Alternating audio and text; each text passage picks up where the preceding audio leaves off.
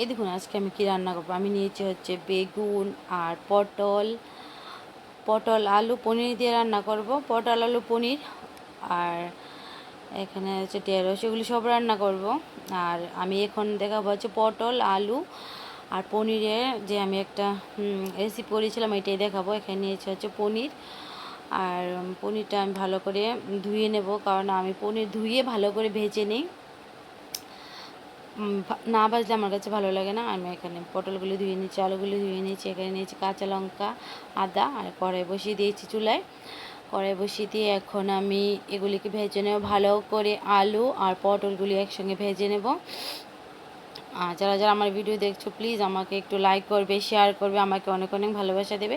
আর এখানে দেখো কড়াই গরম হয়ে গেছে, এখন দিয়ে দেবো হচ্ছে তেল। আর তেলটা গরম হলে আমি হলুদ আর লবণ মিশিয়ে ভেজে নেব। এখানে দিয়ে দিচ্ছি হচ্ছে তেলটা গরম হচ্ছে। তেলটা গরম করে ভাজলে একদম ভালো, কারণ কাঁচা তেলে ভাজলে কাঁচা তেলের একটু গন্ধ আসে, সব তেলটা গরম করেই ভাজতে হবে। আর এখানে আলুগুলো দিয়ে দিয়েছি, আলুগুলো দিয়ে এখন ভেজে লাল লাল করে ভেজে নেবো, ঢাকা দিয়ে ভালো করে লাল লাল করে ভেজে নেব। আর আমি অনেকদিন যাবৎ ভিডিও করছি, কেউ আমার ভিডিওতে লাইক করে না, শেয়ার করে না। প্লিজ একটু আমার ভিডিওতে লাইক করবেন, শেয়ার করবেন, আর আমার ভিডিওটা একটু শেয়ার করবেন প্লিজ। এরকম পটলগুলি দিয়ে দিয়েছি, পটলগুলি দিয়ে একটু ভালো করে ভেজে নেব। আর আমি একসঙ্গে এগুলি ভেজে নিচ্ছি, কারণ আলাদা আলাদা করলে আলাদা আলাদা করে দিলেন মানে এগুলি ভাজি না, একটু দেরি হবে। তো একসঙ্গে ভেজে নিয়েছি, একসঙ্গে ভাজা যাবে, আলাদা আলাদা করে ভাজা যাবে, কিছু হয় না। একসঙ্গে করে মানে ভাজলে কিছু হবে না, একটু লাল লাল করে ভাজলে ভালো। একটু ঢাকা দিয়ে ভালো করে ভেজে নেব। এই দেখুন, একটু ঢাকা দিয়ে ভালো করে চুলার আঁচটা কমিয়ে এখন ভেজে নেব। আর পনিরগুলো একটু হলুদ মেখে নিয়েছি, হলুদ আর নুন ধুয়ে নিয়েছি আমি, পনিরগুলি ধুয়ে একটু হলুদ আর নুন মেখে নিয়েছি। মেখে এখন এগুলিকে ভাজবো। আর এখানে নিয়েছিলাম হচ্ছে আদা, আর সে জিরে গুঁড়ো, কাঁচা লঙ্কা, এগুলিকে এখন একটা পেস্ট করে নেব।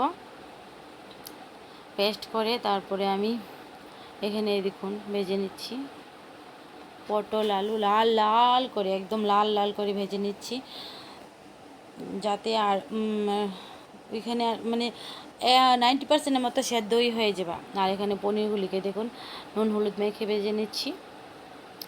পনিরগুলিকে একটু মানে পনিরগুলিকে আমি লাল লাল করে ভাজবো, কারণ অনেকে পনির ভাজে না, আমার ভালো লাগে না না ভাজলে।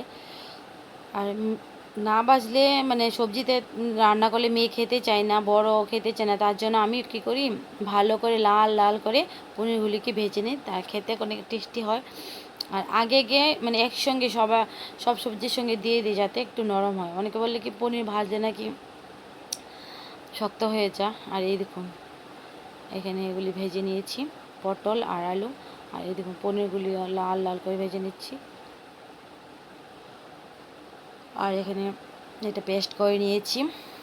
এখানে আছে হচ্ছে আদা, কাঁচা লঙ্কা, তারপর জিরে গুঁড়ো। আর এখানে পনিরটাও ভেজে নিয়েছি, পনির আছে, আলু আর পটল।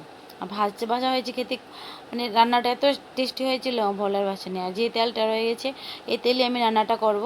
এখানে আর একটু তেল দিয়ে তেজপাতা দিয়ে দেব, তেজপাতা দিয়ে তারপরে পাঁচ ফোড়ন দেব, একটু হিং দিয়েছি, একটু হিং দিয়ে তারপরে পাঁচ ফোড়নটা দেব, দিয়ে তারপরে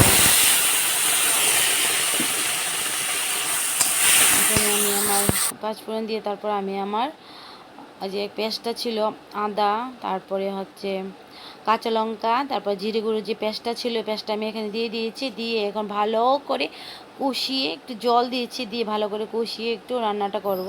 কারণ যেহেতু ভাজার মধ্যে আমি অনেক তেল দিয়েছি, তো এই মশলাটা কষাতে আমি একটু কম তেল দিয়েছিলাম, একটু তেলেই দিয়েছিলাম। তো এখন জল দিয়ে ভালো করে মশলাটাকে কষিয়ে নেব।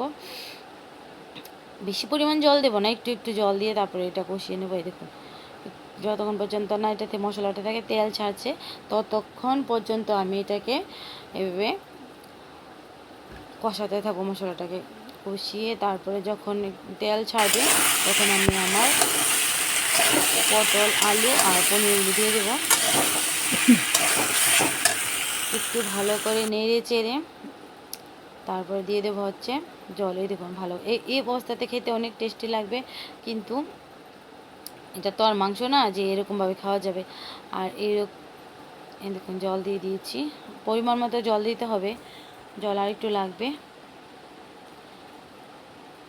জল আর একটু দিয়ে দেখুন ঝোল দিয়ে এখন দেখতে কত সুন্দর লাগছে না, খেতে অনেক সুন্দর হয়েছিল। আর ঢেকে দেব, চুলা আঁচটা একটু মিডিয়ামে রেখে তারপরে এখন ঢেকে দেব। ঢেকে দিয়ে তারপরে কিছুক্ষণ পরে এটা উঠিয়ে নেব, 10 মিনিট পরে উঠিয়ে নেব, 5 মিনিট 10 মিনিট পরে উঠিয়ে নিলে হবে। এই দেখুন উঠে নিয়েছে, আমার রান্নাটা এখন কমপ্লিট। মেথি পাতা ছড়িয়ে, আমি না গরম মশলা দেয়নি, মেথি পাতা ছড়িয়ে দিয়েছি। তো এই দেখুন এখন আমার রান্নাটা কমপ্লিট হয়ে গেছে। তো সবাইকে বলবো যারা যারা আমার ভিডিও দেখছো প্লিজ আমার চ্যানেলটাকে একটু সাবস্ক্রাইব করে দাও। অনেক অনেক ভালোবাসা, ধন্যবাদ সবাইকে। আর আবারও দেখা হচ্ছে নতুন আরেকটা ভিডিওতে, সবাইকে অনেক অনেক ভালোবাসা। এখন বর থেকে রিভিউ নেব। বরকে খাবার দিয়েছি হচ্ছে ঢেঁড়স দিয়ে সরিষা দিয়ে করেছিলাম। কেমন হয়েছে বলবে, দেখি বর কি বলে।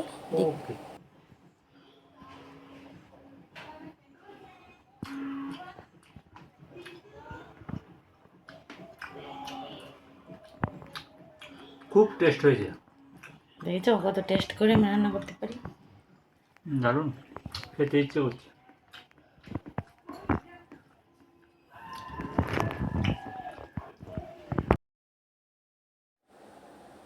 একদম চেটে পুটে খেয়ে নিচ্ছে, চেটে পুটে একদম খেয়ে নিচ্ছে, এত টেস্টি হয়েছিল। ও বলছিল